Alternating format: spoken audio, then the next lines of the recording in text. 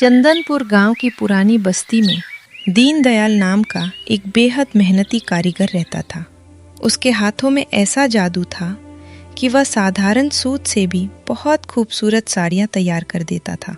दिन भर साड़ियाँ बनाना और उन्हें दूर के बाजार में ले जाकर बेचना ही उसकी छोटी सी दुनिया थी। इतनी मेहनत के बाद भी वह और उसका परिवार गरीबी के साए में ही जी रहे थे। उसकी अपनी जिंदगी भले ही अभावों में कट रही थी, लेकिन उसकी आंखों में बस एक ही सपना था, अपने बेटे सूर्या को अच्छी शिक्षा देना। एक दिन दोपहर के समय दीनदयाल अपनी साइकिल पर साड़ियों का गट्ठर लादे पास के शहर के बाजार जा रहा था। धूप बहुत तेज थी और रास्ता कच्चा था। पसीने से लथपथ दीनदयाल के साथ उसका नन्हा बेटा सूर्या भी पैदल चल रहा था। चलते चलते सूर्या ने अपने पिता की थकान देखी। सूर्य बोला, पिताजी आप बहुत थक गए हैं, ये साइकिल मुझे दे दीजिए, मैं धक्का लगाता हूँ। अगर आज ये साड़ियाँ बाजार में अच्छे दाम पर बिक गईं तो क्या आप मुझे विद्यालय की नई वर्दी दिलवाएंगे? पुरानी वर्दी बहुत फट गई है। दीनदयाल ने कहा, हाँ मेरे लाल, बिल्कुल दिलवाऊंगा। मेरी तो पूरी जिंदगी इन्हीं साड़ियों के धागों में उलझ कर रह गई, लेकिन मैं तेरी तकदीर इन धागों से नहीं बनने दूंगा। तू खूब पढ़ना और बड़ा आदमी बनना। बाप बेटे भविष्य के मीठे सपने बुन ही रहे थे कि तभी पीछे से धूल उड़ाती हुई एक लाल रंग की बड़ी गाड़ी तेजी से आई। बिना हॉर्न बजाए उस बेकाबू गाड़ी ने दीनदयाल की साइकिल को जोरदार टक्कर मार दी। साइकिल नाली में जा गिरी और सारी साड़ियाँ कीचड़ में सन गईं। हे भगवान, मेरा सारा माल बर्बाद हो गया। मेरी महीनों की मेहनत इस कीचड़ में मिल गई। अंधा है क्या बूढ़े? सड़क के बीचों बीच अपनी एक खटारा साइकिल लेकर चल रहा है। मेरी गाड़ी पर खरोंच लगा दी। जानता है ये कितने की है?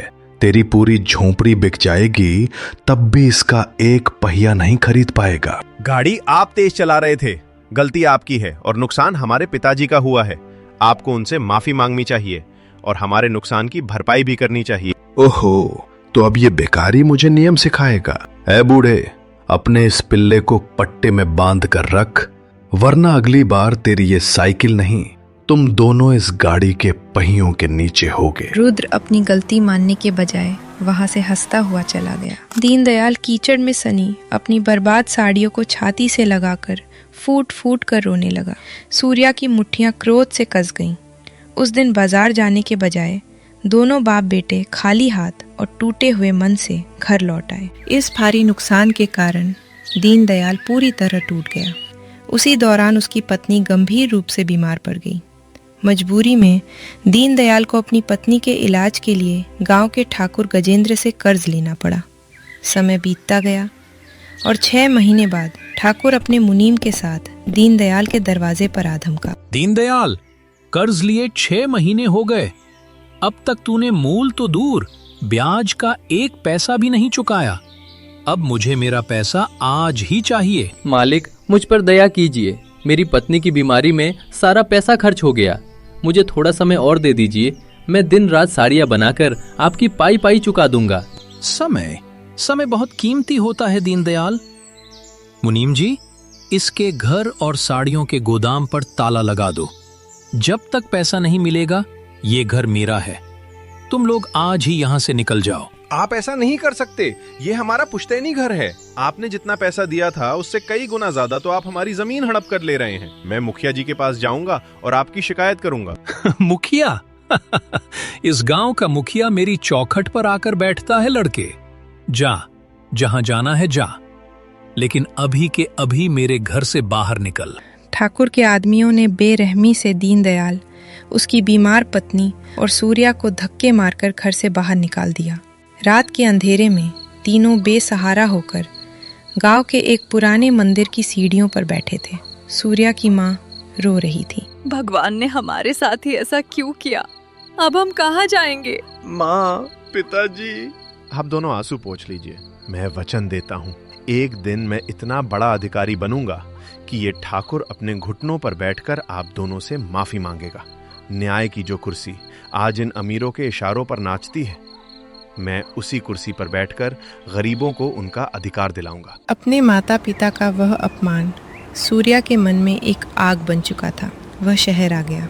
दिन में वह एक प्रिंटिंग प्रेस में भारी बोरे उठाता और रात में सड़क किनारे जलने वाले बल्ब के नीचे बैठकर पढ़ाई करता।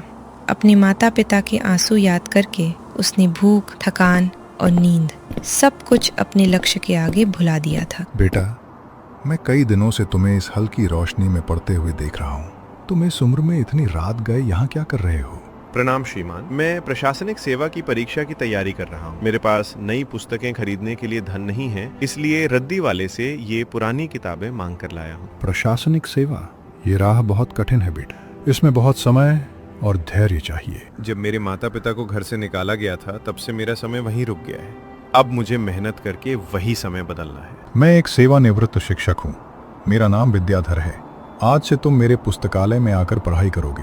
मैं तुम्हारा मार्गदर्शन करूंगा। शिक्षा ही वह अस्त्र है जो हर अन्याय का नाश कर सकता है। गुरु विद्याधर के मार्गदर्शन में सूर्या ने दिन रात एक कर दिया। वर्षों की कठोर तपस्या और अटूट विश्वास के बाद आखिरकार परीक्षा का परिणाम आया। सूर्या की मेहनत रंग लाई। उधर चंदनपुर गांव में ठाकुर का अत्याचार बढ़ता ही जा रहा था। एक दिन ठाकुर गांव के चौराहे पर बैठकर एक गरीब किसान को धमका रहा था। अगर कल तक लगान का पैसा नहीं मिला तो तेरे खेत पर मेरा ट्रैक्टर चलेगा, समझ गया? तभी गांव की कच्ची सड़क पर 2 सरकारी गाड़ियां नीली बत्ती जलाते हुए आकर रुकी। गाड़ियों से पुलिस के जवान उतरे। पूरा गांव डर के मारे पीछे हट गया। पिताजी, लगता है जिले में कोई नया अधिकारी आया है। चलिए इसका भी स्वागत कर देते हैं।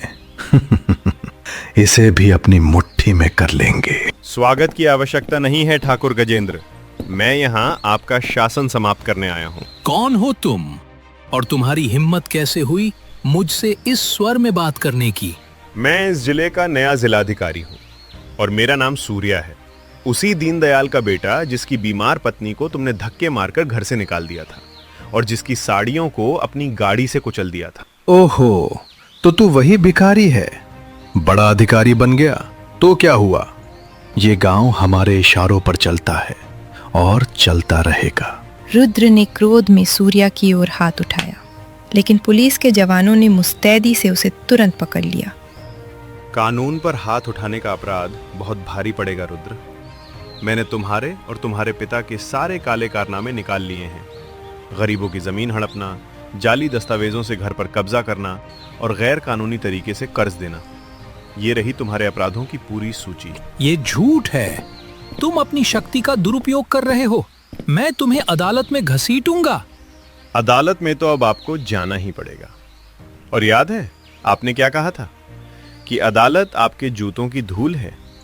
अब वही अदालत आपको आपकी सही जगह दिखाई।